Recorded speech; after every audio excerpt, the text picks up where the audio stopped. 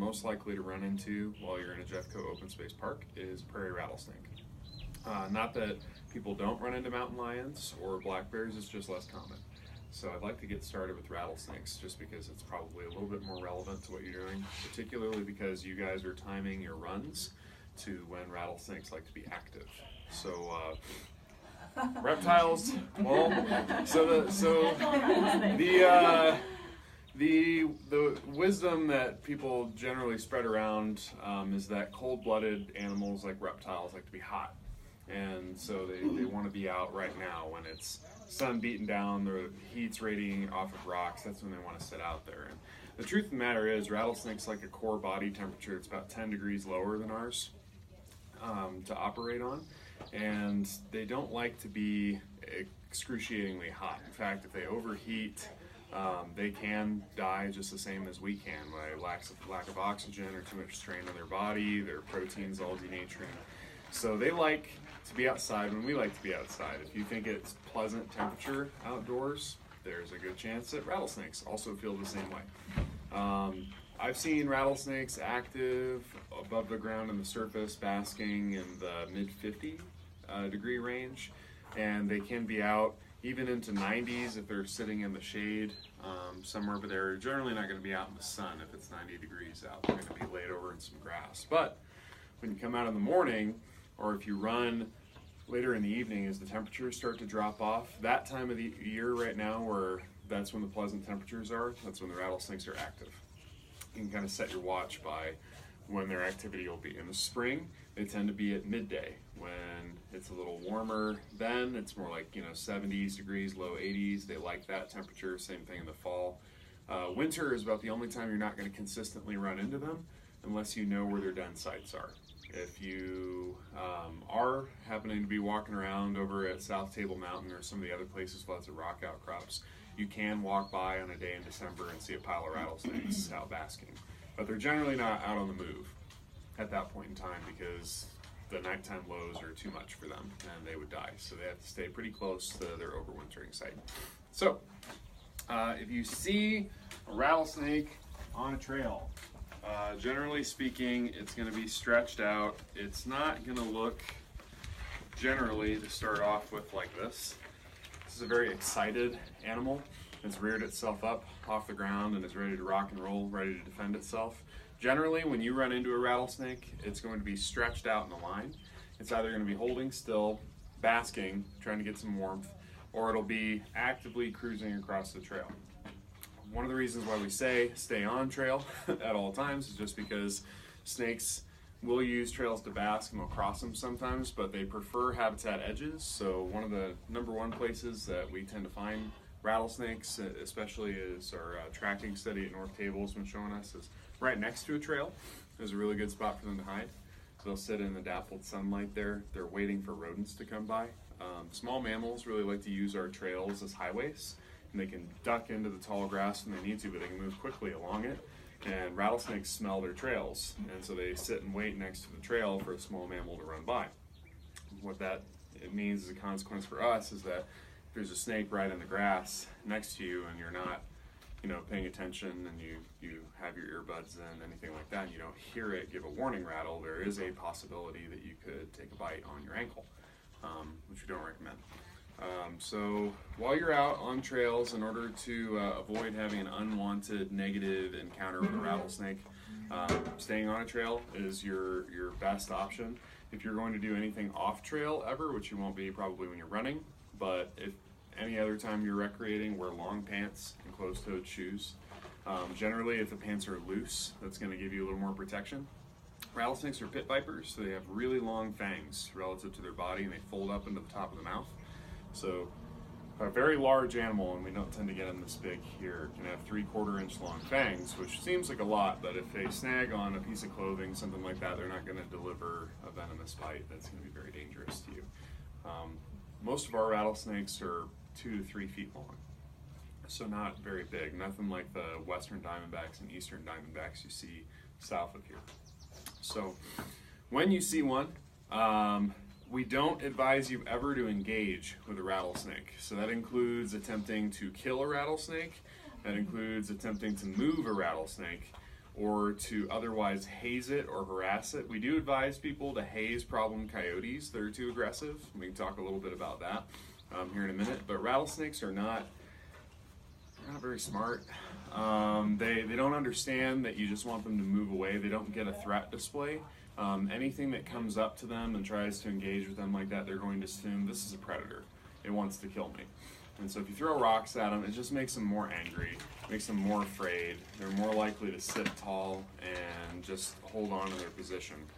What tends to happen a lot of the time is one person will run into a snake on a trail and they just won't leave it alone. They'll stand around it and everybody will be scratching their head and problem solving, and they'll have surrounded it so it doesn't have a place to go and it feels like it's about to be eaten by a bunch of predators. So the snake is not going to move off in that case. So if you see one, if you take about 30 steps back or so and you wait 30 seconds, the snake will probably have moved on. They don't want to see you. They're terrified of you. Everything your size that runs into them is a potential lethal threat to them. Even mule deer will occasionally stomp on rattlesnake heads, particularly mothers who have had fawns bit by them before on accident, things like that. So just remember that the snake is very nervous, and if you give it space, it'll end up moving off on its own 9 times out of 10. And if you see other people trying to haze snakes or trying to get close to them, trying to move them, please advise them not to do that. The bites that are most prevalent tend to be in men, not in women. And men tend to be bit on their hands rather than on their feet, where women tend to be bit because women generally have more legitimate rattlesnake bites. You're surprised by them. Men tend to have more illegitimate bites where they're messing with the snake. Make of that what you will, it's statistics. But yeah, so, you know, anytime anybody's trying to be a hero, discourage them not to. The animal is in its environment. It'll move off on its own if you give it space. Do you see dogs bitten by snakes? Yes. My dog loves to exploring the edge of the trail, even on the leash. Mm-hmm. And that is a more prevalent bite that we tend to see. Generally, we'll have one rattlesnake bite per year on our 55,000 acres of a person, and we may have 2 to 3 that are dogs that tend to be bit. If a person is bit by a rattlesnake, what you want to do as far as first aid is concerned is stay very calm, call 911, follow the instructions of the dispatcher. Just running to any hospital without calling ahead is not generally a good idea, just because not all hospitals stock antivenom. Not all hospitals have toxicologists who know how to treat venomous animal bites. They may apply the antivenom inappropriately by injecting it into the bite site. This is not going to help you, and it's going to waste a lot of your money.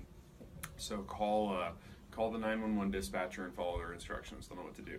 The only other first aid you really need to do other than to stay calm is remove any restrictive clothing, jewelry, etc., because the hallmark of a snake bite is extreme swelling. You will blow up like a balloon in the area that you were bit.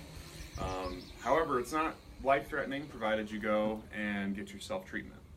It's very rare for people to have immediate life-threatening effects from a snake bite. It tends to be people who are in the unlucky pool that are allergic to them. That's pretty unusual, and tends to be mostly people who have worked with them for 20 to 30 years and have been breathing aerosolized venom that entire time. Their bodies built up this crazy secondary immunity. So people who don't spend a lot of time with venomous snakes, like you, are at less risk than people like me who spend way too much time with them. So if you are out somewhere remote and you don't have phone access, you can walk yourself out. You can even drive yourself to a hospital, provided that you're staying calm.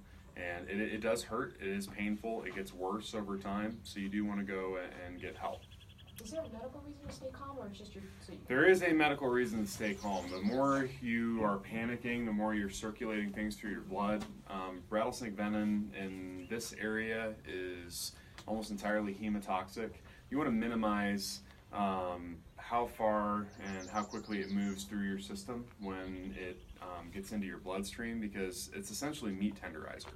When it gets into you, it'll cause immediate necrosis. It destroys tissue. If you take rattlesnake venom and put it into a vial of blood, it'll turn the blood black and curdle it.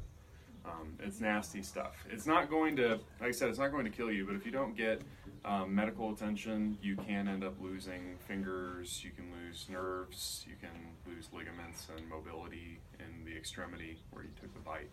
But 99.9% when people go and take care of it as quickly as they can, there's no long-term effect.